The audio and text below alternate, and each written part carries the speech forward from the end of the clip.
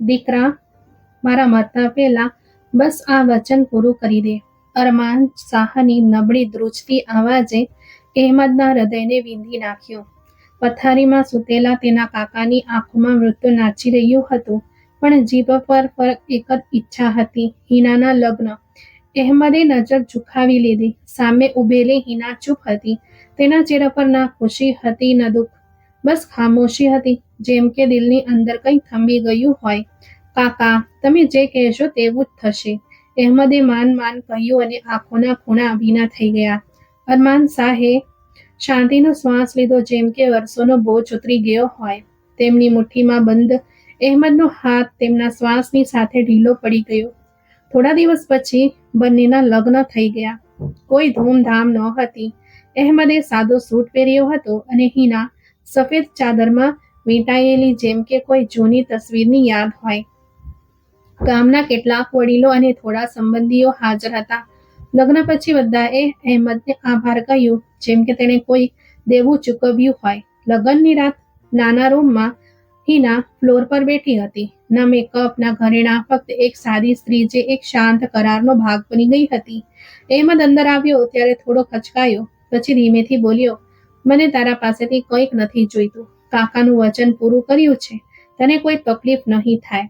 હિનાએ ફક્ત માથું હલાવ્યું, દિલમાં આભાર કર્યો કે આ માણસ દેખે તે રીતે કઠોર છે, પણ ઓછામાં ઓછું જબરદસ્તી નહીં કરે. તે જાણતી હતી કે આ લગ્ન પ્રેમના નહીં, બસ એક જવાબદારીની ગાંઠ છે. દિવસો પસાર થતા ગયા. અહેમદ સવાર વહેલો ખેતરમાં કામ પર નીકળી જતો અને સાંજે થાક્યો પાછો આવતો. હિના ચૂપચાપ ઘર સંભાળતી. તે કાચી ગલીઓમાં ઝાડુ લગાવતી, ચૂલો પ્રગટાવતી અને રાત્રે એક ખૂણામાં સૂઈ જતી. બંને વચ્ચે વાતચીત ન થવા બરાબર હતી.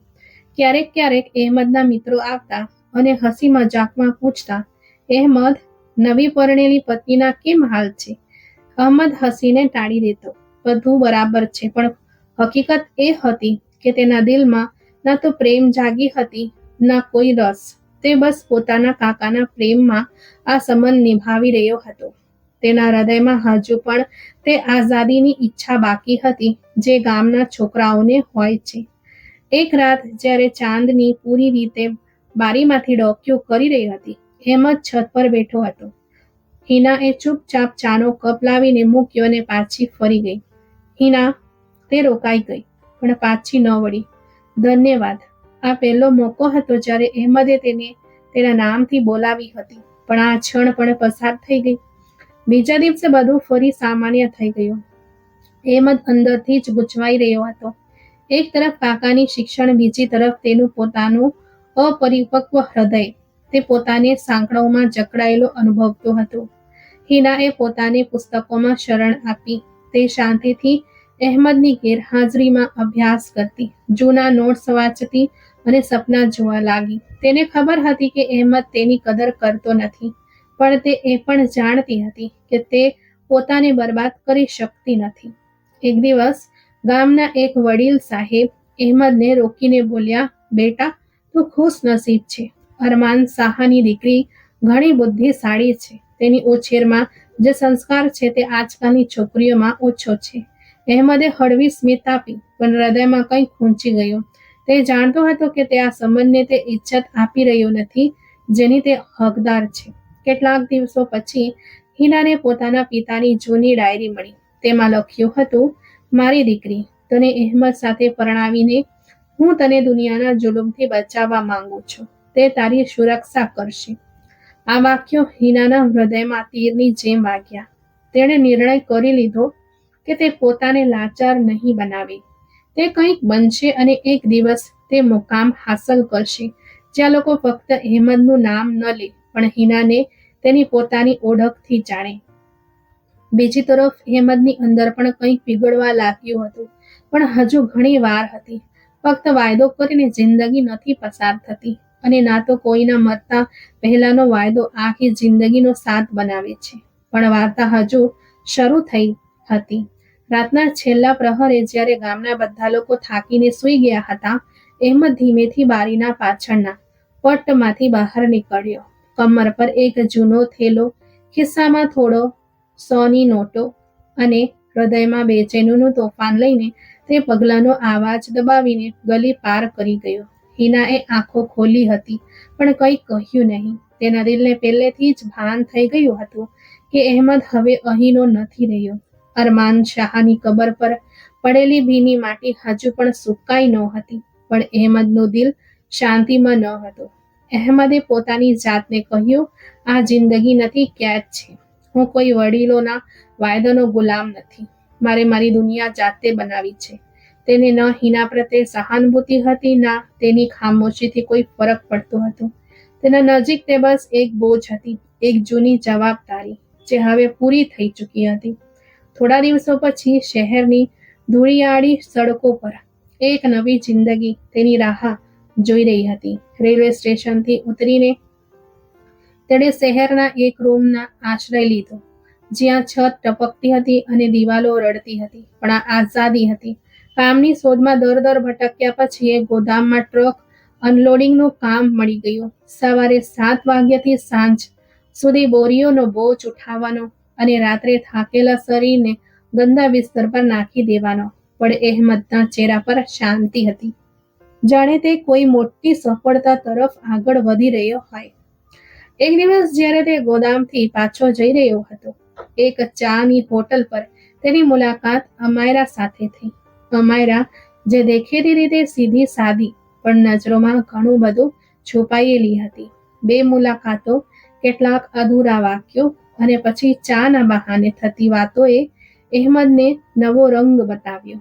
અમાયરાએ એક દિવસ અચાનક કહ્યું, તું મારા વગર રહી શકે છે? અહેમદે જવાબમાં ફક્ત એટલું કહ્યું, નહીં, તે મને પૂર્ણ કર્યો છે. થોડા અઠવાડિયામાં લગ્ન કરી દેવામાં આવ્યું. ના રિસેપ્શન, ના ભૂતકાળનો કોઈ ઉલ્લેખ. અહેમદે પોતાની જૂની જિંદગીને સંપૂર્ણપણે દફનાવી દીધી હતી. હિના, ગામ, અરમાન શાહ, બધું ધુમ્મસની જેમ પાછળ રહી ગયું. અમાયરા સાથે જિંદગી કેટલાક દિવસો માટે હળવી જેવી લાગી, પણ પછી તે જ ગરીબી, તે જ થાક, તે જ નિષ્ફળતા. અમાયરા જલ્દી જ આ મહેનતુ પણ ખાલી વ્યક્તિથી કંટાળી ગઈ. તેની આંખોમાં સપના હતા, પણ અહેમદ પાસે ફક્ત થાક. તે વાયદા તો મોટો કર્યા હતા અહેમદ, પણ તું તો ખુદ જ અધૂરો છે. મને શું પૂર્ણ કરીશ? અમાયરાના અવાજમાં કડવાશ હતી. અહેમદ ચૂપ રહ્યો. તે જાણતો હતો કે તેની પાસે ન શિક્ષણ છે, ન ઢંગ, ન તે સમજદારી જે અમાયરા જેવા લોકો ઈચ્છે છે. તે ફક્ત મહેનતુ હાથ રાખે છે, પણ ખાલી દિલ. બીજી તરફ હિના ગામમાં દિવસ રાત પોતાને સુધારી રહી હતી. તેણે અહેમદના જતા રહેવા પર આંસુ વહાવ્યા ન હતા. તે ખૂબ જ હિંમતવાળી હતી. લોકોએ અફવાઓ ફેલાવી, અહેમદ તેની પત્નીને છોડીને ભાગી ગયો. આ તો હતો જ નકામો. તે તો ફક્ત અરમાન શાહનો સહારો હતો. હિનાએ બધું સાંભળ્યું, પણ કોઈ જવાબ આપ્યો નહીં. અંદર જ અંદર તેણે એક વચન લીધું કે તે પોતાને કોઈના નામની આશ્રિત નહીં બનવા દે, ના પિતાના, ના પતિના. અહેમદને હિનાની યાદ ફક્ત તે સમય આવતી જ્યારે અમાયરાનો કટાક્ષ દિલને વીંધી નાખતો, જ્યારે અમાયરાના ગર્વિત શબ્દો અહેમદના આત્મસન્માનને કચડી નાખતા. ત્યારે તેને યાદ આવતું કે હિનાએ ક્યારેય ફરિયાદ કરી નહોતી, તેણે ક્યારેય જીભ ખોલી નહીં, પણ તેની ખામોશીમાં શાંતિ હતી, ઇજ્જત હતી, વિશ્વાસ હતો. એક રાત્રે જ્યારે વરસાદ જોરથી વરસી રહ્યો હતો, અમાયરાએ દરવાજો બંધ કર્યો અને કહ્યું, હવે વધુ સહન નથી થતું, હું જઈ રહી છું. અહેમદની સામે ફરી એકવાર ખાલી ઓરડો, ભીની પથારી અને એકલતા હતી. દિલના ખોળામાં દબાયેલા શબ્દો ધીમે ધીમે ઉભરીને બહાર આવવા લાગ્યા. કદાચ મેં જે છોડ્યું હતું તે જ અસલ જિંદગી હતી, પણ હવે પાછા ફરવાનો કોઈ રસ્તો ન હતો. અથવા કદાચ હતો, પણ એટલો સરળ નહીં જેટલો તે સમજતો હતો. શહેરના ઘોંઘાટમાં અહેમદની જિંદગી એક અંધકારમય વર્તુળમાં કેદ થઈ ચૂકી હતી. દર સવારે તેને લાગતું જાણે તે કોઈ બંધ પાંજરામાં શ્વાસ લઈ રહ્યો હોય. અમાયરાના ગયા પછી રૂમની દિવાલો પણ તેને કરડવા દોડતી. તે જ જૂનો પલંગ, તે જ બોજવાળી છત અને તે જ ખૂણામાં રાખેલો જૂનો થેલો, જેમાં હવે ના કોઈ સપનું હતું, ના કોઈ આશા. કામ પર જવું હવે ફક્ત પેટ ભરવાની મજબૂરી હતી. કોઈ જુસ્સો કે મંજિલ લહી નહોતી. ગોદામનો તે જ બોજ, તે જ ચીસો, તે જ થાક. દિવસ 12 કલાક લોખંડના બોક્સ ખેંચતા, બોરીઓ ઉઠાવતા પસાર થતા અને સાંજે તે ખાલી ખિસ્સા અને ઝૂકેલા ખભા સાથે રૂમમાં પાછો આવતો. એક દિવસ ગોદામના મેનેજરે આવીને કહ્યું, આજથી પગાર અડધો થશે, કાર્ગો ઓછો છે. અહેમદના હાથમાંથી જાણે જમીન સરકી ગઈ. તે પહેલાથી જ માંડ ગુજરાન ચલાવી રહ્યો હતો. ભાડું, ખાવાનું અને 2 જોડી કપડાં, આ બધું હવે બોજ બની ચૂક્યું હતું. કેટલાક દિવસ તે ચા પર ગુજરાન ચલાવતો રહ્યો. ક્યારેક ફક્ત પાણી પીને સૂઈ જતો, ક્યારેક નાનના ટુકડાને 3 દિવસ ખેંચતો. એક સમય એવો આવ્યો કે 4 દિવસથી તેના શરીરમાં કંઈ ગયું નહોતું. 5મા દિવસે જ્યારે તે ગોદામ પહોંચ્યો, ત્યારે ચાલતા ચાલતા તેના પગ ધ્રુજવા લાગ્યા. આંખો સામે અંધારું છવાઈ ગયું. મજૂરોનો અવાજ તેના કાનોમાં ધીમો થતો ગયો અને તે જમીન પર ધડામ કરતો પડી ગયો. ઉઠાવો તેને, શ્વાસ ચાલી રહ્યો છે. કોઈએ પાણીના છાંટા માર્યા, કોઈ બાજુ હલાવી રહ્યું હતું, પણ અહેમદની આંખો બંધ હતી. ચહેરો પીળો, શ્વાસ ધીમા. તેને નજીકની સરકારી હોસ્પિટલમાં લઈ જવામાં આવ્યો. જૂના બેડ, દુર્ગંધવાળા પડદા અને ઘોઘાટ કરતી નર્સો, આ બધું તેને અર્ધ બેભાન અવસ્થામાં અનુભવાઈ રહ્યું હતું. તેનું શરીર દુર્બળ થઈ ગયું હતું, જાણે કોઈએ જીવ નીચોવી લીધો હોય. એક નર્સે, જે છેલ્લા ઘણા કલાકોથી શિફ્ટ પર હતી, અહેમદના બેડ પાસે આવીને ઊભી રહી. તેણે ફાઇલ ખોલી, નસ તપાસી અને વોર્ડ બોયને કહ્યું, આ કેસ ફક્ત ભૂખનો છે. 4 દિવસથી કંઈ ખાધું નથી. આ લોકો પણ મજૂર હોવા છતાં પોતાના ખ્યાલ નથી રાખતા. વોર્ડ બોયે ચીડાઈને કહ્યું. નર્સે ધીમા અવાજમાં જવાબ આપ્યો, આ પોતાનો ખ્યાલ કેવી રીતે રાખે, જ્યારે દુનિયાએ તેમનો સાથ છોડી દીધો હોય? સફાઈવાળી માઈ જ્યારે બિસ્તર નીચે ઝાડુ લગાવી રહી હતી, ત્યારે અહેમદના ખિસ્સામાંથી એક તસવીર નીકળી. અરમાન શાહ અને હિનાની જૂની તસવીર, જે તેણે જાણે અજાણે અત્યાર સુધી સાચવી રાખી હતી. આ કોણ છે? નર્સે તસવીરને ધ્યાનથી જોઈ. કદાચ જે તેની પત્ની હોય કે કોઈ પોતાનું લાગે છે કે બધું છોડીને આવ્યો છે. સફાઈવાળીએ કહ્યું. 2 દિવસ પછી અહેમદને ભાન આવ્યું. તેણે આંખો ખોલી, છતને ઘૂરી અને એક લાંબો શ્વાસ લીધો. પછી આસપાસ જોયો. હોસ્પિટલના રૂમમાં શાંતિ હતી. નર્સે દવા મૂકવા આવી તો તેની તરફ જોયું. કેમ છો તમે? નર્સે નરમાશથી પૂછ્યું. અહેમદે માથું હલાવ્યું. જીવતો છું, કદાચ. નર્સે થોડું પાણી પીવડાવ્યું અને નરમાશથી બોલી, જીવતા છો તો જીવતા શીખો. પોતાને આ હાલતમાં ન છોડો. જિંદગી બોજ નથી, મોકો છે. આ વાક્ય સાદું પણ ચૂભતું અહેમદના દિલની અંદર ક્યાંક ઊંડે સુધી ઉતરી ગયું. તેની આંખોમાં ભીનાશ આવી ગઈ. કદાચ આ વાક્યે પહેલી વાર તેને કોઈ લાયક અનુભવ કરાવ્યો હતો. રાતના સમયે હોસ્પિટલમાં રોશની ધીમી થઈ ચૂકી હતી. વોર્ડમાં ફક્ત પંખાનો અવાજ અને ક્યારેક ક્યારેક કોઈ દર્દીની ખાંસી સંભળાતી. અહેમદ ચૂપચાપ સૂઈ રહ્યો હતો અને તેની આંખો સામે હિનાનો ચહેરો ઘૂમી રહ્યો હતો. કાશ હું તેને સમજી શકતો, તેણે મનોમન વિચાર્યું. કાશ હું તેની ખામોશીને વાંચી શકતો, પણ હવેના સમય પાછો આવી શકતો હતો ના. તે દિવસ બસ યાદો હતી અને પછતાવો. તે જાણતો હતો કે જિંદગીએ તેને નીચે પાડી દીધો છે. હવે ફક્ત કાં તો તે જમીન પર પડ્યો રહે અથવા પછી પોતાને સંભાળીને ઊભો થાય. સવારે જ્યારે નર્સ દવા લઈને આવી તો અહેમદે પૂછ્યું, આ હોસ્પિટલ ક્યાં છે? નર્સે આશ્ચર્યથી તેને જોયો. તને તો આ પણ યાદ નથી? આ શહેરની જનરલ હોસ્પિટલ છે. અહેમદે ધીમેથી હસીને માથું હલાવ્યું. યાદ આવી ગયું. હવે કંઈક બીજું પણ યાદ કરવાનું છે. પોતાની જિંદગીની ધૂળમાં લપેટાયેલી, થાકેલી, હારેલી આ આત્મા હવે કદાચ ફરી ચાલવા તૈયાર થઈ રહી હતી. પણ મુસાફરી હજુ બાકી હતી અને રસ્તો તે તો હજુ શરૂ થવાનો હતો.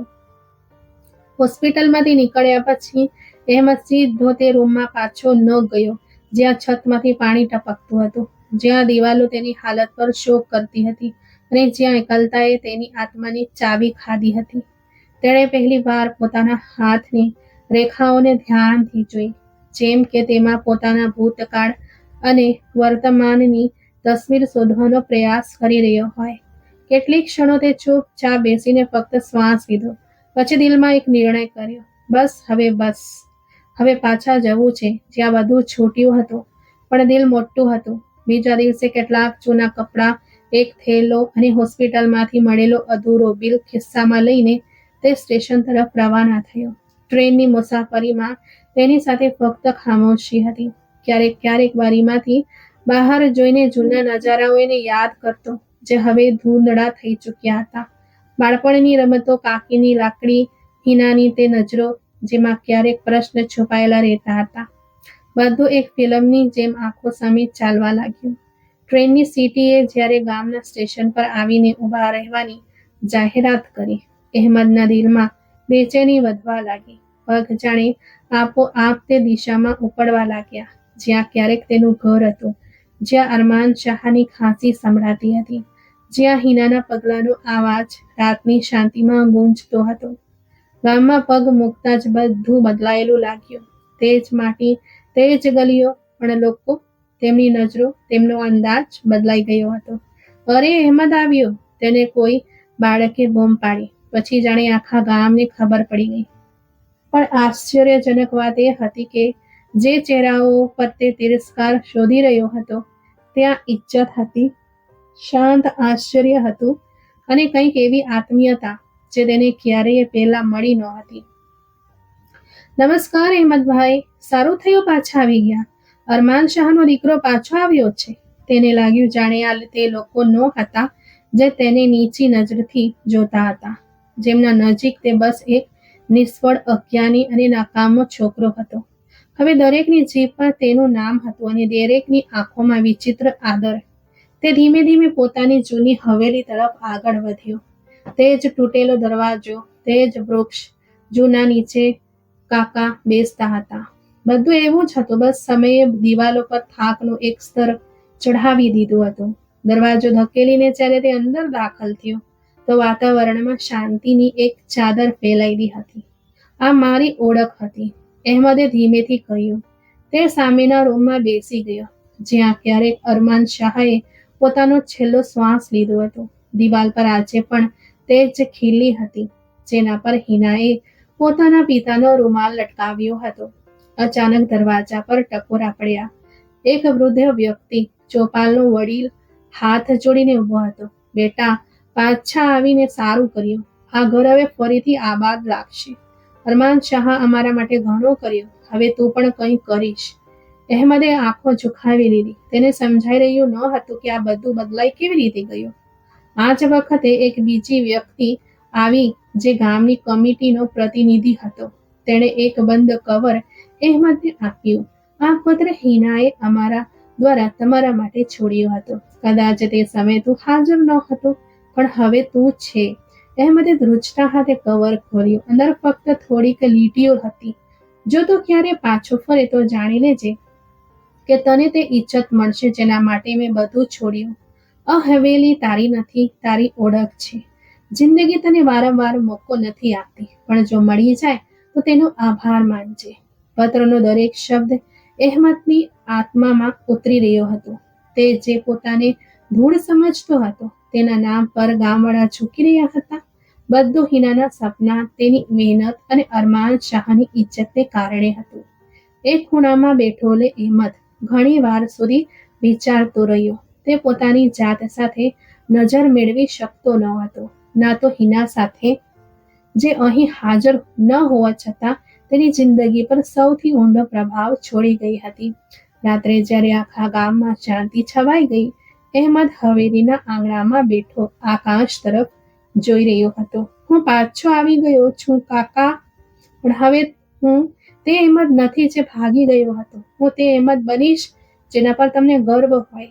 ખામોશીમાં જાણે આકાશમાંથી દુઆ ઉતરી રહી હતી, અને કદાચ તે દુઆ સ્વીકાર પણ થઈ ગઈ, કારણ કે એક નવી સવાર, એક નવી શરૂઆત તેની ઉમ્મત પર માથું નમાવીને ઊભી હતી. સવારનો સૂરજ હજુ પૂરી રીતે ઉગ્યો ન હતો, પણ ગામના વાતાવરણમાં એક અલગ જ ખળબળાટ હતો.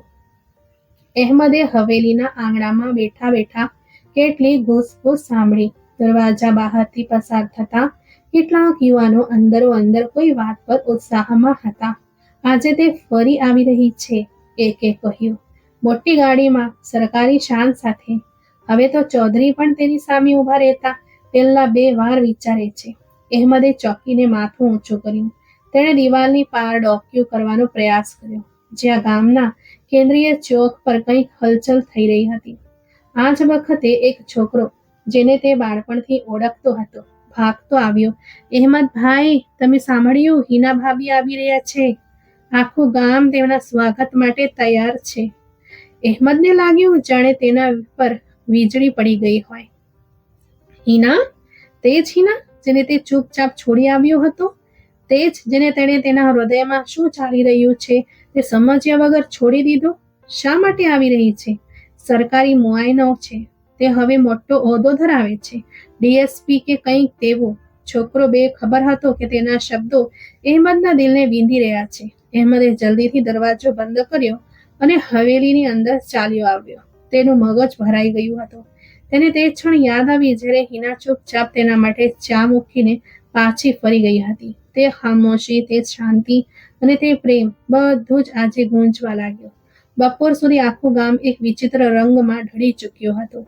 બજારની દુકાનો પર નવો રંગરોગાન થયો હતો. ચોક પર સાફ સફાઈ થઈ રહી હતી. ચોપાલની સામે મોટો બેનર લગાવ્યો હતો, મેડમ હિના અરમાન શાહ, ડેપ્યુટી કમિશનરનું સ્વાગત. અહેમદની આંખો બેનર પર ચડાઈ ગઈ. Deputy commissioner? તેને પોતાનો કાન પર વિશ્વાસ ન આવ્યો. તે છોકરી જે ક્યારે કાચી જમીન પર બેસીને ચૂલો પ્રગટાવતી હતી, આજે આખી તાલુકાની પ્રતિનિધિ બનીને આવી રહી હતી. સાંજ નજીક આવતા ઘોઘાટ વધ્યો. મોટી સફેદ કાર ગામના પ્રવેશ માર્ગથી અંદર દાખલ થઈ. ગાડી પર સરકારી ઝંડો લહેરાઈ રહ્યો હતો. 2 પોલીસવાળા સાથે સાથે મોટરસાયકલ પર ચાલી રહ્યા હતા. અહેમદ હવેલીના દરવાજાના ખૂણામાં ઊભો શાંતિથી બધું જોઈ રહ્યો હતો. ગાડી ચોપાલ પાસે ઊભી રહી. દરવાજો ખુલ્યો. એક સફેદ ડ્રેસ, માથા પર દુપટ્ટો અને આંખોમાં ગૌરવ લઈને હિના બહાર નીકળી. તેની ચાલમાં આત્મવિશ્વાસ હતો, લેખામાં સ્થિરતા. આખા ગામે તાળીઓ પાડી, સ્ત્રીઓએ દુઆઓ આપી અને બાળકોએ તેના પર ફૂલ વરસાવ્યા. ચૌધરી, જે ક્યારેય અરમાન શાહને નામથી પણ બોલાવતો ન હતો, આજે હાથ જોડીને બોલ્યો, હિના મેડમ, તમે તો આખા વિસ્તારનું નામ રોશન કરી દીધું. અમે તમારા પર ગર્વ કરીએ છીએ. હિના માથું નમાવીને સ્મિત કરી, પણ તેની નજરો ભીડને વીંધીને ક્યાંક દૂર હવેલીની દિવાલ પાછળ ડોકિયું કરવા લાગી. તેને કંઈક અનુભવાયું, જાણે કોઈ ત્યાં ઊભું હોય. તેણે ગાડી તરફ પાછા ફરતા પહેલા કહ્યું, અરમાન શાહનું ઘર, તેની હવેલી, આ વિસ્તાર ક્યારેય તેમના ત્યાગનો સાક્ષી હતો. આજે જો હું કંઈક બની શકી છું તો આ માટીને કારણે. લોકોની આંખોમાં આદર હતો. વડીલો અને ચૌધરી તેને એક એક વાક્ય પર માથું હલાવી રહ્યા હતા, જાણે કોઈ હુકુમ માની રહ્યા હોય. અહેમદ ત્યાં જ બેસી રહ્યો, જમીનને ઘૂરતો રહ્યો. તે ઈચ્છતો તો સામે જઈને ઊભો રહી શકતો હતો. તેનો પતિ હતો, નામ તેની સાથે જોડાયેલું હતું, પણ તેને લાગ્યું કે હવે તે તેના લાયક રહ્યો નથી. તેણે જે છોડ્યું હતું તે આજે તેનાથી અનેક ગણી ઊંચાઈ પર પહોંચી ચૂકી હતી. તેને તે ક્ષણો યાદ આવવા લાગી જ્યારે તે શહેરમાં મજૂરી કરતો હતો. અમારાની કટાક્ષભરી વાતો, ભૂખથી બેભાન થવું, અને પછી હોસ્પિટલની તે નર્સ જેણે કહ્યું હતું, જીવતા છો તો જીવતા શીખો. હિના ગાડીમાં બેસીને રવાના થઈ ગઈ. લોકો લાંબા સમય સુધી તેની વાતોનો ઉલ્લેખ કરતા રહ્યા. રાત્રે અહેમદ હવેલીના આંગણામાં બેઠો તારાઓને જોઈ રહ્યો હતો. હિનાએ ફક્ત પરીક્ષા પાસ નહોતી કરી, તેણે જિંદગી જીતી લીધી હતી. હવે અહેમદનો વારો હતો, પોતાની જાતને ઓળખવાનો, કંઈક બનવાનો, અથવા ઓછામાં ઓછો એક સાચો માણસ બનવાનો પ્રયાસ કરવાનો. અને કદાચ આ જ આશ્ચર્યની વાસ્તવિક યાત્રા હતી. બહારની દુનિયા નહીં, અંદરનું બદલાઈ જવું. બપોરના પડછાયા જ્યારે લાંબા થવા લાગ્યા, ત્યારે ગામના કેટલાક વડીલો અહેમદની હવેલી પર આવ્યા. તે શાંતિથી બેઠો હતો, જાણે કોઈ વિચારમાં ખોવાઈ ગયો હોય. તેમાંથી એક યુસુફ સાહેબ, જે ગામની કમિટીનો મુખ્ય સભ્ય હતો, આગળ વધ્યો અને હાથમાં એક કવર ટેબલ પર મૂકી દીધું. બેટા અહેમદ, આ લખાણ અમારા બધા તરફથી છે. જો શક્ય હોય તો પોતાની પત્નીને કહેજે કે આ કામ અમારા માટે કરી દે. અમારી ઇજ્જતનો સવાલ છે. અહેમદે આશ્ચર્યથી કવર ઉઠાવ્યું, પણ હજુ સુધી સમજી શક્યો ન હતો કે મામલો શું છે. શું કામ છે? તેણે ધીમેથી પૂછ્યું. યુસુફે નજર ચોરી. વિગત પત્રમાં છે. તું જાતે વાંચી લે. અમે ઈચ્છીએ છીએ કે તું જાતે તેની સાથે વાત કરી લે. લોકો વિદાય થયા અને અહેમદ લાંબા સમય સુધી કવર હાથમાં પકડીને બેઠો રહ્યો. તેનું હૃદય અજાણી ગભરાટથી ધબકવા લાગ્યું. છેવટે તેણે કવર ખોલ્યું. અંદર ફક્ત થોડા વાક્યો લખેલા હતા. હિના મેડમ, તમારી હેસિયત અને અસરથી આશા છે કે તમે પોલીસ સ્ટેશનમાં હાજર અમારા 2 છોકરાઓને છોડાવી દેશો. તે નિર્દોષ છે. જો તમે ભલામણ કરી દો તો મામલો રફે દફે થઈ જશે. તમારું આભાર રહેશે. અહેમદને લાગ્યું જાણે આ પત્ર નહીં પણ કોઈ ભારે બોજની રસીદ હોય. તે જે ક્યારે પોતાની પત્નીને નબળી, મજબૂર અને શાંત સમજતો હતો, આજે તેને એક શક્તિશાળી અધિકારીના રૂપમાં જોવાનો હતો.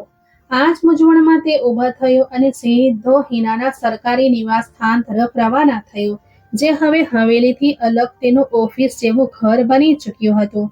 દરવાજા પર પહોંચીને તેણે ટકોરા માર્યા. દરવાજો ખુલ્યો અને અહેમદનો શ્વાસ જાણે રોકાઈ ગયો. સામે હિના ઊભી હતી. સરકારી યુનિફોર્મમાં, દુપટ્ટાની શાનથી સંભાળેલો, ખભા પર નામની પ્લેટ ચમકી રહી હતી. તેની આંખોમાં સ્થિરતા હતી, ચહેરા પર નરમાઈ, પણ લેકામાં એક અલગ જ આદર. જી? અહેમદનું ગળું સુખાઈ ગયું. તે કંઈ વાત કરવી હતી. હિનાએ દરવાજો પૂરો ખોલ્યો અને તેને અંદર આવવાનો ઈશારો કર્યો. અહેમદ ધીમે ધીમે અંદર દાખલ થયો, જાણે કોઈ અદાલતમાં હાજર થઈ રહ્યો હોય. રૂમમાં સંપૂર્ણ વ્યવસ્થા, ફાઇલો, સરકારી ફોન અને એક ટેબલ જેના પર તાજા ચાનો કપ રાખેલો હતો. આ તે જ હિના હતી જે ક્યારેય કાચી જમીન પર પગ ખુલ્લા રાખીને ગંદકી સાફ કરતી હતી. આજે તેના પગ નીચે ગાલીચો હતો અને માથા પર અધિકારની છાયા. આ પત્ર છે. ગામવાળાઓએ આપ્યો છે. કંઈક મદદ માંગી છે તારા પાસેથી. અહેમદે કવર તેના ટેબલ પર મૂકી દીધું. હિનાએ કોઈ ભાવ પ્રદર્શિત કર્યા વિના પત્ર ખોલ્યો, વાંચ્યો અને શાંતિથી એક તરફ મૂકી દીધો. આ ભલામણ માંગી રહ્યા છે. જી, અને તને શું જોઈએ છે? અહેમદે નજર ચોરી, જાણે તેની આંખોમાં છુપાયેલા ગુનાઓનો હિસાબ લખાયેલો હોય. હું કંઈ નથી ઈચ્છતો. હું ફક્ત પહોંચાડી રહ્યો હતો. હિનાએ એક ક્ષણ તેને ધ્યાનથી જોયો. તે જ નજરો જે ક્યારે અહેમદને અબોલી લાગતી હતી, આજે પ્રશ્ન કરી રહી હતી. જીવ્યા વગર, બોલ્યા વગર. તે પૂછ્યું, પણ કે શું હું ઈચ્છતી હતી? તે સમયે જ્યારે તું મને છોડીને જતો રહ્યો, જ્યારે તે એમ સમજ્યું કે હું બસ એક શાંત છોકરી છું, તે તારા વગર કંઈક નથી. અહેમદની પાંપણો ઝબકવા લાગી. તે આ લેખા સામે પોતાને નાનો અનુભવ રહ્યો હતો. મને માફ કરી દો, તે માંડ માંડ બોલી શક્યો. માફી? તે પણ આટલા વર્ષો પછી? તને લાગે છે કે શબ્દો બોલવાથી પાપ મટી જાય છે? અહેમદની આંખો ભીની થઈ ગઈ. નહીં, હું જાણું છું. હું ફક્ત મારી ભૂલોનો બોજ ઓછો કરવા માંગુ છું. હિના ખુરશી પરથી ઊભી થઈને બારી તરફ જોવા લાગી. બહાર સૂરજ આથમી રહ્યો હતો. તને શું લાગે છે મેં આ બધું કેવી રીતે હાંસલ કર્યું? ફક્ત મહેનત નહીં અહેમદ, મેં તારી આપેલી એકલતા, તારા છોડી જવાનો સદમો, તારી ખામોશ નફરતને ઈંધણ બનાવ્યો. હું દરરોજ રાત્રે જ્યારે તારા ખાલી પલંગને જોતી, ત્યારે મારા દિલમાં આ વચન વધુ મજબૂત થઈ જતો હતો કે હું પોતાને તારા વગર પૂર્ણ કરીને દેખાડીશ. અને પછી તે દિવસ આવ્યો જ્યારે મારું CSS નું રિઝલ્ટ આવ્યું. મારી વર્ષોની મહેનત રંગ લાવી.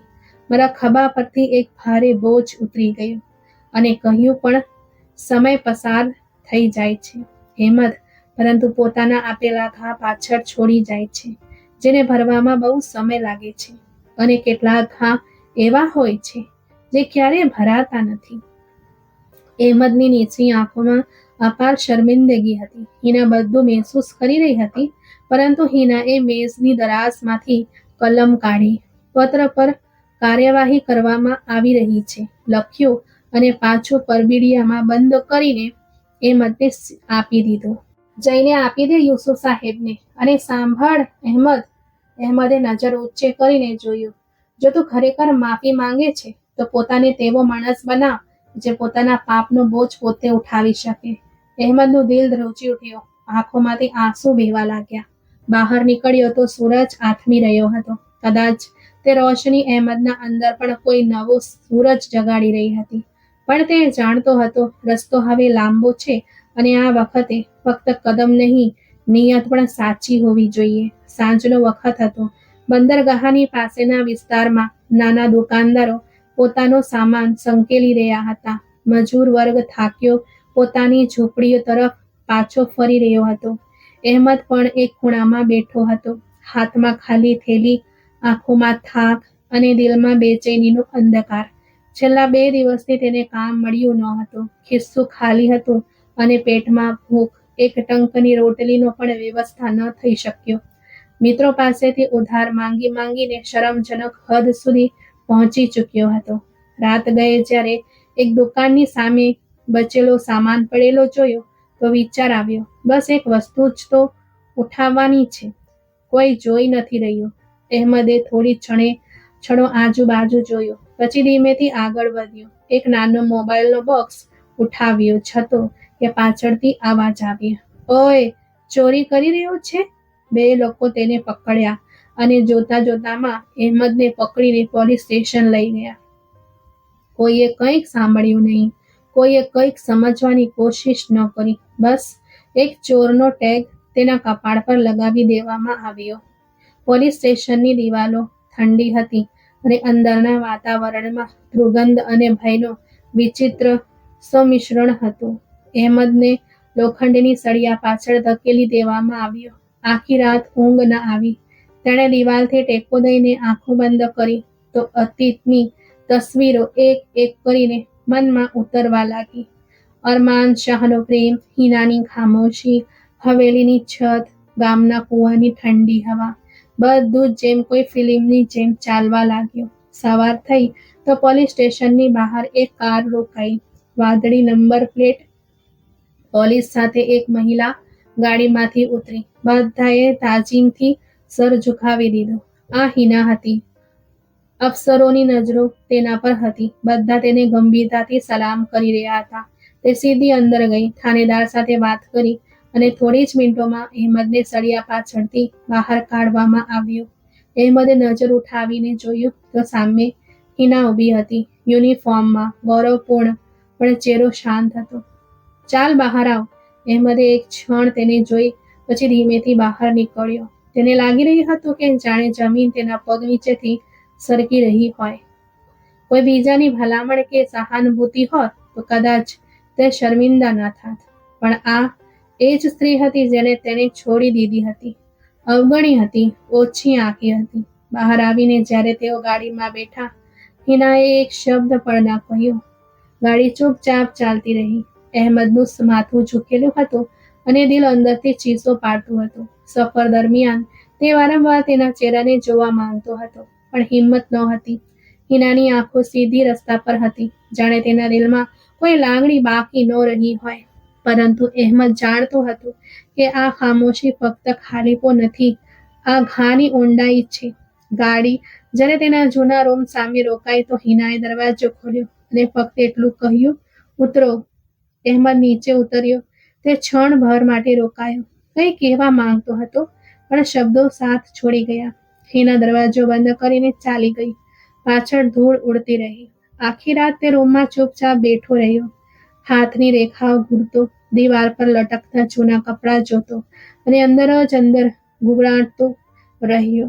મેં શું ગુમાવી દીધું? તેને આજે પહેલી વાર સંપૂર્ણ અંદાજો થયો હતો કે જે સ્ત્રીને તે ફક્ત એક શાંત પડછાયો સમજતો રહ્યો, તે ખરેખર એક સંપૂર્ણ અસ્તિત્વ હતી, જેણે એકલતાના તે ઘા સહન કર્યા હતા, જેમાંથી તે પોતે ભાગતો રહ્યો હતો. તેને હિનાની શાંત આંખોમાં એક પીડા દેખાઈ હતી. જ્યારે અહેમદનું હૃદય પશ્ચાતાપની આગમાં સળગ્યું, જે દર્દ વર્ષોથી હોઠ પર નહોતું આવ્યું, ન ફરિયાદ બન્યું, બસ અંદર જ અંદર સળગ્યું અને પછી જ્યોત બનીને તેના મુકામનો દીવો પ્રગટાવી ગયું. તે જાણી ગયો હતો કે તેનો ગુનો માત્ર ચોરી નહોતો. તેનો અસલ ગુનો તે હતો જ્યારે તેણે કોઈના સપનાઓને, તેની ભાવનાઓને તેની ખામોશીને તુચ્છ સમજી હતી, અને આ તે ગુનો હતો જેની સજા જેલથી નહીં પણ અંતરાત્માથી મળે છે. સૂર્યનો પ્રકાશ તે દિવસે કંઈક વધારે જ આકરો લાગી રહ્યો હતો. અહેમદ બંદરગાહના એક ખૂણામાં બેઠો હતો. હાથમાં ફોલ્લા, કપાળ પર પરસેવો અને દિલમાં હારની મુઠ્ઠી દગદગી રહી હતી. તેની આંખો સામે જાણે આખી જિંદગીનો આલેખ લટકી રહ્યો હતો. દિવસના બીજા પહોરે જ્યારે મજૂરોની ભીડ ઓછી થવા લાગી, ત્યારે અહેમદ પોતાની જાતને છાયાની એક સુમસામ ખૂણામાં લઈ ગયો. ત્યાં એક પીપળનો વૃક્ષ હતો, જેના નીચે એક વૃદ્ધ ફકીર બેઠો હતો. લાંબી સફેદ દાઢી, મેલા કપડાં, હાથમાં માટીનો પ્યાલો અને નજરો જાણે જમીનની નીચે છુપાયેલી કોઈક હકીકત શોધી રહી હોય. અહેમદે તેમના પર એક અડછડતી નજર નાખી અને થાકેલા પગલે આગળ વધવા લાગ્યો. પણ ફકીરે અવાજ દીધો, "ઓ મહેનતી, જરા બેસી જા. તારા કપાળ પર પ્રશ્નોની રેખાઓ બહુ ઊંડી થઈ ગઈ છે." અહેમદ રોકાઈ ગયો. તેને આશ્ચર્ય થયું કે આ અજાણ્યો કેવી રીતે તેની અંદરની મૂંઝવણને જાણી ગયો. તે ધીમેથી પાછો ફર્યો અને પીપળ નીચે બેસી ગયો. "શું જોઈ લીધું મારા ચહેરા પર?" અહેમદે કડવાશથી પૂછ્યું. ફકીરે હસીને કહ્યું, "ચહેરા પર કંઈ નહીં. તારા ખભા પર તે બોજ છે, જે માત્ર બોરીઓનો નહીં, પણ પસ્તાવો, શરમ અને ગુમાવાયેલા સમયનો છે." અહેમદે નજર ઝુકાવી. "મને કંઈક સમજાતું નથી. બધું હાથમાંથી સરકી ગયું. હિના, ઘર, ઇજ્જત. હવે ફક્ત આ બોજ છે અને શરીર." ફકીરે એક નાનો પથ્થર જમીન પરથી ઉઠાવ્યો, તેને અહેમદની હથેળીમાં મૂકી અને બોલ્યો, "આ પથ્થર તારા હાથમાં ત્યાં સુધી નકામો છે, જ્યાં સુધી તું તેને ચલાવતા ન શીખે. ઇજ્જત પણ આવી જ છે. મળતી નથી, કમાવામાં આવે છે." અહેમદ ચૂપ રહ્યો. અંદર કંઈક હલચલ થઈ, જેમ કે કોઈ મૃત્યુ નસમાં લોહીની નવી લહેર દોડી ગઈ હોય. "તું શું કહી રહ્યો છે? હું શું કરું?" તેણે લાચારીથી પૂછ્યું. ફકીરે ધીમેથી કહ્યું, "બે રસ્તા છે તારી પાસે. કાં તો બાકીની ઉંમર આ જ બોજમાં ગુજાર, અથવા પછી ઊભો થઈને તે બની જા જેને જોઈને આવતીકાલનો અહેમદ તારા પર ગર્વ કરે." અહેમદની આંખોમાં ભીનાશ આવી ગઈ. તે થોડી વાર શાંત બેસી રહ્યો. પછી ધીમેથી બોલ્યો, "હું પણ હવે આમ નહીં જીવો." ફકીરે દુઆ આપી, "જા મહેનતી, તારો બોજ તારા ખભાઓ પરથી નહીં, દિલ પરથી ઉતાર. ખુદને તે સ્થાન આપ જે તું બીજાઓ પાસેથી માંગતો રહ્યો." તે રાત્રે તેણે પોતાના બધા નકામા કાગળો ફાડી નાખ્યા. તે કપડાં જેમાં બોજ ઉઠાવતો હતો, ધોઈને વ્યવસ્થિત ગોઠવી દીધા, અને બીજા દિવસે સવારે જ્યારે સૂરજ નીકળ્યો, ત્યારે તે પહેલા કરતાં અલગ હતો. ગોદામ પાસે પહોંચ્યો તો જૂની જગ્યા પર કામ શરૂ કર્યું. આ વખતે તેણે બોજ માથા પર નહીં, છાતીમાં ઉઠાવ્યો. તે જાણતો હતો કે આ કામ ચલાવ છે, પણ જે ઇજ્જત તે કમાવા માંગતો હતો, તેની બુનિયાદ આ જ પરસેવો હતો. દરરોજ તે વહેલો આવતો, મોડો જતો. બીજા મજૂરો તેને મજાકમાં કહેતા, "ઓ અહેમદ, તું તો નવાબ બની ગયો." તે હસીને કહે છે, "નવાબ નહીં, માણસ બનવાની કોશિશ કરી રહ્યો છું." થોડા અઠવાડિયા પછી ગોદામના મેનેજરે તેને બોલાવ્યો.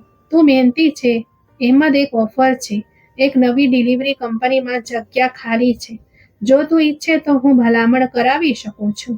અહેમદની આંખોમાં આશાની ચમક આવી. તે જાણતો હતો કે આ તક હિનાએ નહીં, કોઈ વડીલે નહીં, પણ તેની પોતાની મહેનતથી ઊભી થઈ હતી. તે રાત્રે જ્યારે તે છત પર બેઠો હતો, ત્યારે તેને પીપળનો વૃક્ષ યાદ આવ્યું, તે ફકીર યાદ આવ્યો, અને તે પથ્થર જે તેણે હાથમાં આપ્યો હતો. તેણે ખિસ્સામાં હાથ નાખ્યો. તે જ પથ્થર હજી પણ સુરક્ષિત હતો. તે જાણી ગયો હતો કે ઇજ્જત કોઈના નામથી નહીં, પોતાના ચરિત્રથી બને છે, અને જો પાત્ર મજબૂત હોય તો માટી પણ સોનું બની જાય છે. તેણે આકાશ તરફ જોયું અને ધીમેથી કહ્યું, "હિના, હું તને પાછી મેળવવા માટે નહીં, ખુદને પાછો લાવવા માટે બદલાઈ રહ્યો છું, અને હવે આ સફર અટકશે નહીં." દૂર ક્ષિતિજ પર સવારની રોશની ફેલાઈ રહી હતી. કદાચ આ જ રોશની તેના દિલમાં પણ જાગવા લાગી હતી, અને કદાચ પહેલી વાર અહેમદ ખરેખર જાગી ગયો હતો. અહેમદ હવે તે નહોતો રહ્યો જે એક સમયે ગામ છોડીને ગયો હતો. હવે તે રોજ સૂરજ નીકળતા પહેલા જાગતો, થાકેલા શરીર સાથે પણ પાક્કા ધ્યેય સાથે. દિવસની શરૂઆત કરતો. મજૂરી કરતા કરતા તેના હૃદયમાં એક બીજો બીજ રોપાઈ ચૂક્યો હતો, પોતાની ગુમ થયેલી ઇજ્જત પાછી મેળવવાનું. એક દિવસ તેણે નિર્ણય કર્યો, હવે સમય આવી ગયો છે કે તે હિનાની માફી માંગે. તે તેની ઓફિસ ગયો, જે હવે જિલ્લાભરનું વહીવટી કેન્દ્ર બની ગયું હતું. મેઇન ગેટ પર હાજર સિક્યુરિટીએ પહેલા રોકવાનો પ્રયાસ કર્યો, પણ અહેમદે શાંત અવાજમાં કહ્યું, બસ એક વાર મળવું છે. જેણે મને ખુદથી વધુ સારી રીતે ઓળખ્યો હતો. થોડી ક્ષણો પછી હિનાના રૂમનો દરવાજો ખુલ્યો. તે ખુરશી પર બેસીને ફાઇલ જોઈ રહી હતી. જ્યારે તેણે અહેમદને અંદર આવતો જોયો, ત્યારે તેના ચહેરા પર આશ્ચર્યની સાથે સાથે એક થાક પણ છવાઈ ગયો. તે ચૂપ રહી, જાણે રાહ જોઈ રહી હોય કે હવે શું જવાબ આપશે. અહેમદે નજર ઝુકાવી અને ધીમેથી બોલ્યો, હું તારી માફી માંગવા આવ્યો છું. તે સમયે માટે જ્યારે મેં તને અવગણી, તને ઓછી સમજી અને તારા સપનાઓને નિરર્થક માન્યા. હિનાએ શાંતિથી સાંભળ્યું, પણ કંઈક બોલી નહીં. અહેમદે આગળ વધીને એક જૂનો વાળી ગયેલો કાગળ તેની સામે મૂક્યો. આ જો, આ તે નકશો છે જે મેં મારી જમીન પર શાળા બનાવવા માટે તૈયાર કર્યો છે. તે બાળકો માટે જે મારા જેવા અભણ છે, જેમને ક્યારેય કોઈ તક મળી નથી. હું ઈચ્છું છું કે જે હું ન બની શક્યો તે કોઈ બીજું બની જાય. હિનાએ કાગળ હાથમાં લીધો. તેના હાથ થોડા ધ્રુજ્યા. તેણે કાગળ પર લખેલી સાદી લીટીઓ જોઈ અને તેમાં નિયતિની સચ્ચાઈ હતી. હું ઈચ્છું છું કે તું આ શાળાનું ઉદ્ઘાટન કરે. આ તારી જ ઓળખ છે, તારી જ વિચારસરણીની પેદાશ. મેં કંઈ પણ કર્યું નથી, ફક્ત તારા સપનાને મારી જમીન પર જગ્યા આપી છે. હિનાએ નજર ઉઠાવીને અહેમદને જોયો. તેના ચહેરા પર તે જ શાંતિ હતી જે વર્ષો પહેલા હતી. માફી હંમેશા શબ્દોથી નથી મળતી અહેમદ. કેટલીક ભૂલો ફક્ત સમય, કામગીરી અને ત્યાગથી ધોવાય છે. અહેમદે માથું ઝુકાવીને કહ્યું, એટલા માટે જ તારા દરવાજે આવ્યો છું. ફક્ત તને એ કહેવા માટે કે હું બદલવાની કોશિશ કરી રહ્યો છું, અને આ કોશિશ સતત છે, દેખાડાની નહીં. થોડા દિવસો પછી આખા ગામમાં ચર્ચા હતી. તે જમીન જ્યાં ક્યારે અહેમદ ખેતી કરતો હતો, તે હવે એક નાની શાળામાં બદલાઈ રહી હતી. મજૂરો ઈંટો લગાવી રહ્યા હતા. બાળકો આસપાસ ભેગા થઈને જોઈ રહ્યા હતા કે કઈ રીતે તેમના માટે એક નવી દુનિયા વસવાની હતી. જ્યારે શાળાનું બોર્ડ લાગ્યું, ત્યારે તેના પર મોટા અક્ષરોમાં લખ્યું હતું, Hina Arman Shah, school for knowledge. Hina જ્યારે શાળાના ઉદ્ઘાટન પર પહોંચી, ત્યારે આખા ગામે તાળીઓ પાડી. અહેમદે તેનું સ્વાગત કર્યું, પણ કોઈ અભિમાન વગર. તેના અંદાજમાં નમ્રતા હતી અને આંખોમાં શાંતિ હતી. સ્ટેજ પર માઇક સામે ઊભા રહીને અહેમદે સંક્ષિપ્ત પણ ઊંડા શબ્દોમાં કહ્યું, આ શાળા તે સ્ત્રીના નામ પર છે, જેણે ફક્ત પોતાની જાતને જ નહીં, પણ મને પણ મારી નબળાઈઓનો અરીસો બતાવ્યો. મેં મારા જીવનનો સૌથી મોટો પાઠ તેની શાંતિમાંથી શીખ્યો. હિનાની આંખોમાં ભીનાશ આવી ગઈ. તે જાણતી હતી કે કેટલાક ઘા શબ્દોથી ભરાતા નથી, પણ એ પણ સાચું હતું કે જ્યારે કોઈ વ્યક્તિ પોતાની ખામીઓનો સ્વીકાર કરી લે અને તેને સુધારવામાં લાગી જાય, ત્યારે તે વ્યક્તિ ગુનેગાર રહેતો નથી, તે શીખનાર બની જાય છે. શાળાના ઉદ્ઘાટન પછી જ્યારે બધા પાછા જવા લાગ્યા, ત્યારે હિના રોકાઈ અને ધીમેથી બોલી, કદાચ તે ખરેખર માફી માંગી છે અહેમદ, શબ્દોથી નહીં, કામથી. અહેમદે માથું ઝુકાવ્યું, બસ એટલું જ ઈચ્છું છું કે મારા કરેલા પાપ તારા નામ સાથે ન જોડા, બલકે આ એવા કામગીરી હોય જે તારી ઇજ્જતને વધુ વધારે. હિનાએ ધીમેથી માથું હલાવ્યું અને ગાડી તરફ આગળ વધી. તેના પગલાંની છાપમાં હવે તે બોજ ન હતો જે વર્ષોથી સાથે હતો. અહેમદે પોતાના ભૂતકાળની માફી માંગી હતી અને પોતાના વર્તમાનથી પ્રતિજ્ઞા લીધી હતી. હવે ફક્ત ભવિષ્ય બાકી હતું, અને આ વખતે તે ખાલી હાથે નહીં, એક રોશન મશાલ સાથે ઊભો હતો. તેની સામે તે ઇમારત ઊભી હતી જેના પાયામાં તેનો પસ્તાવો, તેની મહેનત અને તેની સચ્ચાઈ દટાયેલી હતી. શાળા સંપૂર્ણ થઈ ચૂકી હતી. રંગરોગાન, પાટિયા, બેન્ચો, રૂમો, દરેક વસ્તુ સાદી પણ સ્વચ્છ હતી. દિવાલ પર લાગેલું મોટું બોર્ડ ગામના લોકોએ જાતે જ પસંદ કર્યું હતું, હિના એકેડેમી. આ નિર્ણય અહેમદે નહોતો કર્યો, પણ ખુદ ગામના વડીલો, શિક્ષકો અને વડીલોએ કર્યો હતો. તે બધાએ એક આવાજે કહ્યું, આ તે દીકરીના નામે હોવું જોઈએ, જેણે ફક્ત પોતાની જાતને જ નહીં સુધારી પણ આખા ગામની વિચારસરણી બદલી નાખી. જ્યારે બોર્ડ લગાવવામાં આવ્યું ત્યારે અહેમદ ચૂપચાપ એક તરફ ઊભો હતો. હિનાને જાણ કરવામાં આવી પણ શાંત રહી. તે કંઈક બોલી નહીં. બસ બીજા દિવસે શાંતિથી શાળાએ પહોંચી ગઈ. ગાડીમાંથી ઉતરી તો બાળકોની કતારો તેના સ્વાગતમાં ઊભી હતી. તેમના ચહેરા પર જે ખુશી હતી તે શબ્દોથી વર્ણવી શકાય તેમ નહોતી. તેમના હાથમાં ફૂલો હતા અને નજરોમાં સપના. અહેમદ દરવાજા પર ઊભો તેને આવતી જોઈ રહ્યો હતો. તેના અંદર જાણે કોઈ વસ્તુ સંકેલાઈ રહી હતી. વર્ષોની કહાણી, પસ્તાવો, ગુનો બધું એક ક્ષણમાં આંખો સામે આવી ગયો. હિના તેને નજીક પહોંચી. બંનેની નજરો મળી અને થોડી ક્ષણો માટે બધું શાંત થઈ ગયું. ના આરોપ, ન સ્પષ્ટતા, ન ફરિયાદ, ફક્ત એક સંપૂર્ણ વર્તુળ જે વર્ષો પછી જઈને પૂરું થયું હતું. તે આ બધું મારા નામે કર્યું? અવાજમાં આશ્ચર્ય ન હતો, બસ એક હળવો થાક હતો. અહેમદે ધીમેથી જવાબ આપ્યો, આ બધું તારા સપનાનું સાતત્ય છે. હું તો બસ એક પસ્તાવો કરનાર હતો, જેણે મોઢેથી શીખ્યો પણ દિલથી શીખ્યો. હિનાએ નજર ફેરવી લીધી અને શાળાની ઇમારતને જોઈ. આ ફક્ત શાળા નથી અહેમદ, આ તારી નવી જિંદગીનો આરંભ છે અને કદાચ આપણો પણ. બાળકોએ ફૂલ અર્પણ કર્યો, તાળીઓ પાડી, ઉદ્ઘાટન પૂર્ણ થયું. પણ અંદર એક બીજો આરંભ થઈ રહ્યો હતો. ઇમારતની અંદર એક નાનો ઓરડો હતો જેને ઓફિસ બનાવવામાં આવ્યો હતો. હિનાએ રૂમની બારી ખોલી. સૂરજની રોશની અંદર આવી. તેણે ખુરશી પર બેસતા કહ્યું, શું તું ખરેખર બદલાઈ ગયો છે અહેમદ? અહેમદે ખુરશી સામે જમીન પર બેસતા જવાબ આપ્યો, બદલાયો નથી, શીખ્યો છું અને શીખનાર હંમેશા ઝૂકે છે, ઉભરતો નથી. હિનાએ પહેલી વાર તેની આંખોમાં જોયું. ત્યાં ઘમંડ નહોતો, ફક્ત સચ્ચાઈ હતી. વર્ષો પછી તેની શાંતિનો બોજ કોઈએ અનુભવ્યો હતો અને તેના ત્યાગને નામ આપ્યું હતું.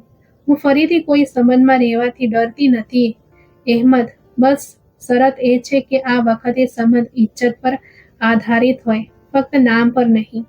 અહેમદે નજર ઉઠાવીને કહ્યું, હું વાયદો કરતો નથી કે હવે બધું બરાબર થઈ જશે, પણ હું આ જરૂર કહું છું કે હવે હું તે અહેમદ નથી જે તને એકલો છોડી ગયો હતો. હિનાએ સ્મિત કરીને એક ફાઇલ તેના હાથમાં આપી. આ શાળાની રજિસ્ટ્રેશન તું સંભાળ.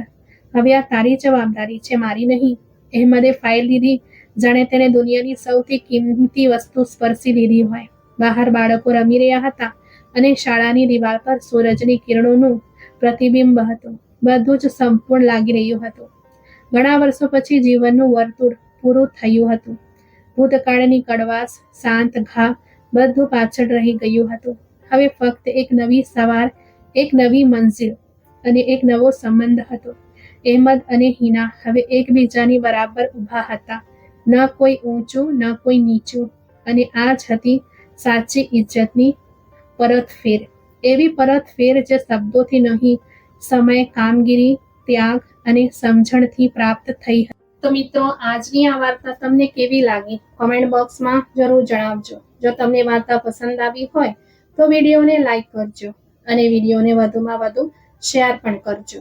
આવી જ નવી રસપ્રદ વાર્તાઓ સાંભળવા માટે અમારી ચેનલને સબસ્ક્રાઇબ કરજો અને હા, બેલ આઇકન દબાવવાનું ભૂલતા નહીં, જેથી તમે અમારી કોઈ પણ વાર્તા ચૂકશો નહીં.